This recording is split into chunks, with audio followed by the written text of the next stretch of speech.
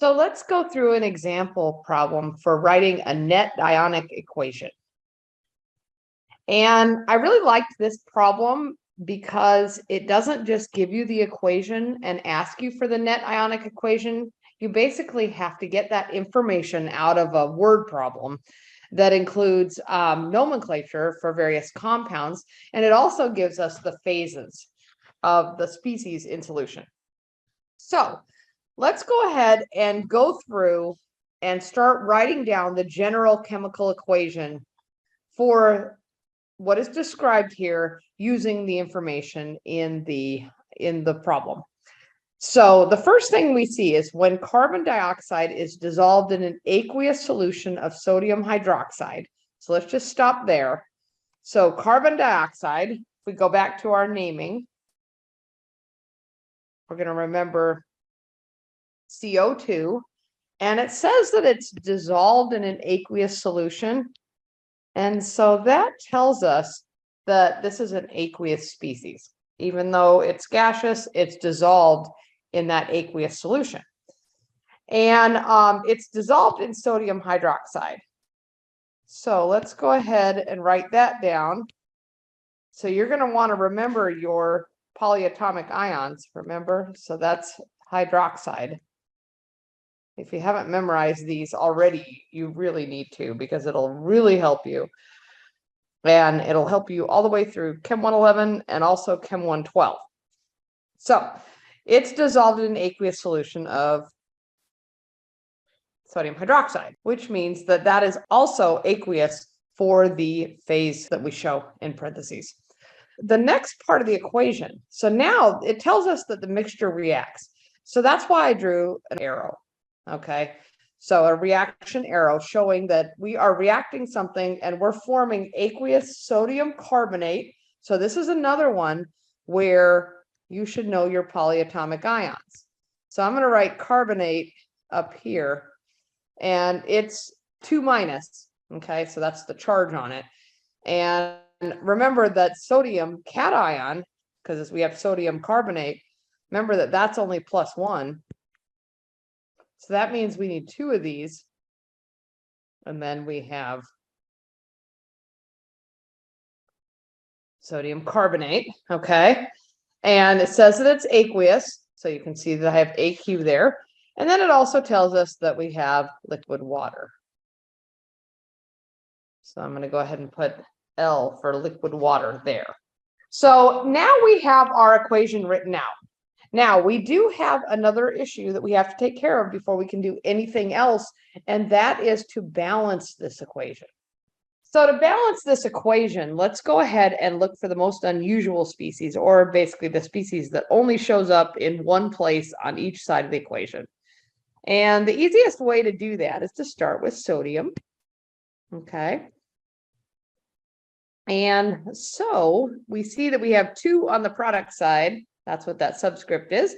And we only have 1 on the reactant side. So that means we know that we have to put a 2 coefficient there in front of the sodium hydroxide.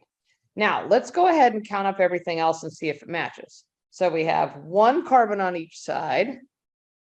We have on the reactant side, let's count up the oxygens. We have 2 with carbon dioxide and then 2 with the sodium hydroxides, because we have 2 of them. That's 4. Then let's go over to sodium carbonate. We have 3 there, and then 1 with the water. And then let's count up the hydrogens. We have 2 with sodium hydroxide and then 2 with water. So our equation is now balanced. So that's also very important. We have to do that first before we can start writing out our net ionic equation eventually. Okay.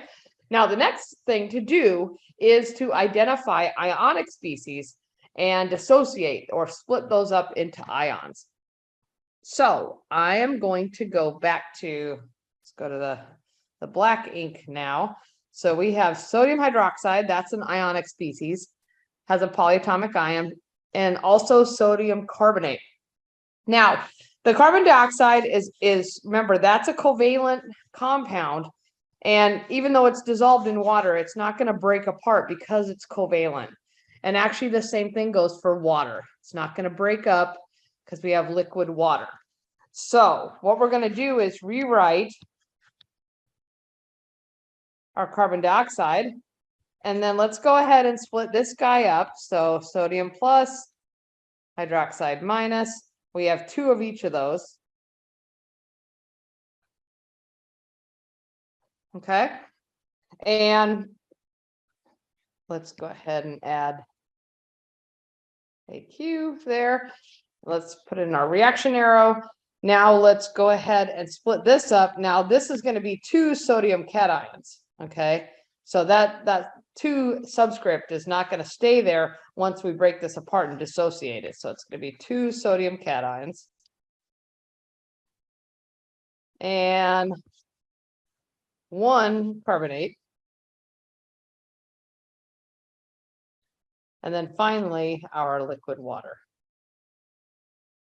Now we have an ionic equation. So we've split everything up into ions. So the last step that we want to do is figure out what our net ionic equation is.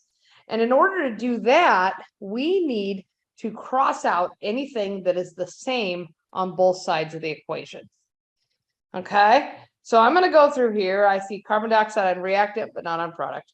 I see 2 sodium cations on both sides of the equation. Both those are aqueous. I don't see hydroxide on the product side, and of course, carbonate and liquid water I don't see on the reactant side. So that's really as far as we can go. So we've basically crossed out our spectator ions, and these are spectators. And basically all that means is that they just sit around and look. They don't do anything. Okay, so they're there for charge balance, but they're not reacting and they don't change in the reaction. So to write our net ionic equation, let's go ahead and just finish it off.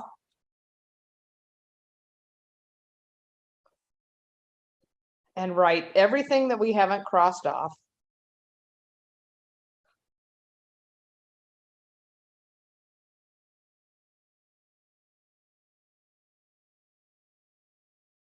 And we are done. So this is our net ionic equation.